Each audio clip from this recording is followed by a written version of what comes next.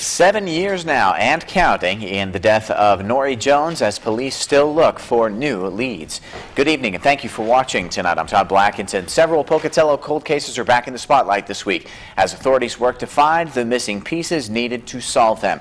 Tonight we continue our look into one case that investigators have been actively pursuing since it happened nearly 7 years ago.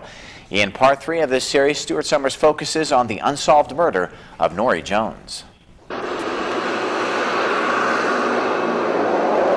On the morning of September 28, 2004, 20-year-old Nori Jones failed to show up for work. Her coworkers became suspicious, went to her home on Poline Road, and discovered her dead body. Upon arrival, the officers found that the resident, Nori Jones, had been murdered. The investigation into this case has been ongoing since the time of this murder. A non-stop investigation that has left a community with unanswered questions for almost 7 years. This girl was a very upstanding citizen, hardworking, dedicated individual that was just trying to make a living.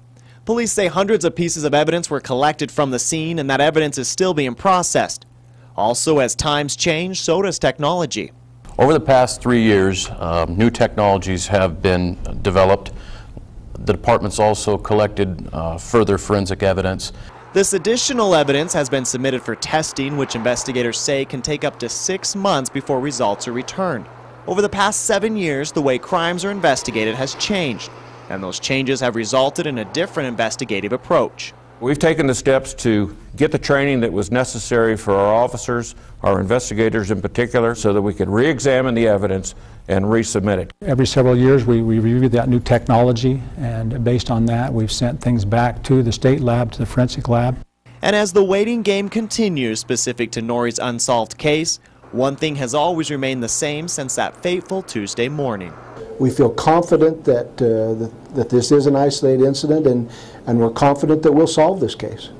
Even after a half-dozen years, police remain optimistic there will be closure for Nori and her family. In a written statement issued earlier this week, the Pocatello Police Department stated, quote, "We feel confident that this case will be resolved in the not-too-distant future." In Pocatello, Stuart Summers, KPVI News 6. Now tomorrow night, Stuart will take us through the ongoing investigation into the disappearance of Kimberly Villapondo and what police have done to bring closure to that case.